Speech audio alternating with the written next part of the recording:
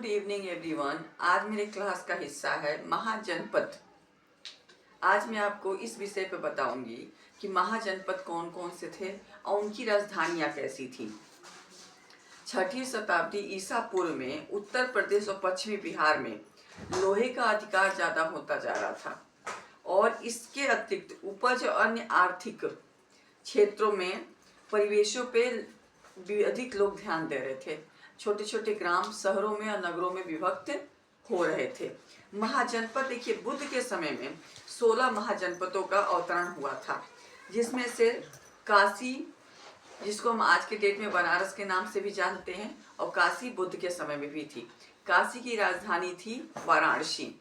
कौशल देश की राजधानी थी अयोध्या। अंग की राजधानी थी चंपा। मगध देश की राजधानी थी राजगृह। वज्र की राजधानी थी मिथिला।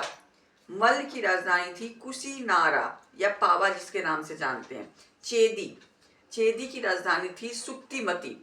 वत्स की राजधानी थी कौशाम्बी। कुरु देश की राजधानी थी इंद्रप्रस्थ। पांचाल की राजधानी थी कापिल्य। मत्स्य देश की राजधानी थी विराटनगर। सूरसेन की राजधानी थी मथुरा। अस्मक की राजधानी थी पोटली। अवंती की राजधानी थी महिष्मती। गांधार की राजधानी थी तक्षशिला। कंबोज की राजधानी थी हाटक या लाजपुर। ये 16 जनपद थे जिनका नाम मैंने राजधानियों के साथ आपको बताया है। इसके साथ साथ हम ये देखते हैं कि जैन धर्म के भगवती सूत्र में भी इन 16 जनपदों का सूची हमें मिलता है।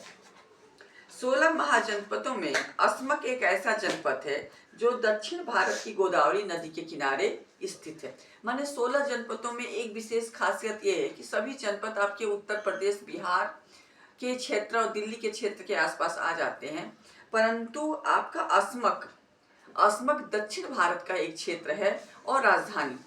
इसके साथ ही हम देखते हैं बुद्ध के समय 10 गणतंत्र राज्य थे और 8 वज्र संघ थे। कपिलवस्तु,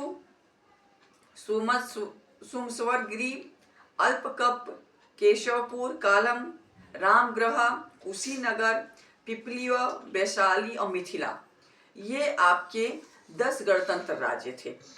बुद्ध काल में सबसे बड़ा और शक्तिशाली राज्य वैशाली था। बुद्धकालीन 4 शक्तिशाली राज्य थे: कौशल, मगध, वत्स और अवंती। प्राचीन काल में ऋषि मुनियों में राजतंत्र की स्वार्थिक वर्णन हमें दिखाई देता है और इसको सर्वश्रेष्ठ माना जाता था। गांधार कंबोज के क्षत्रियों का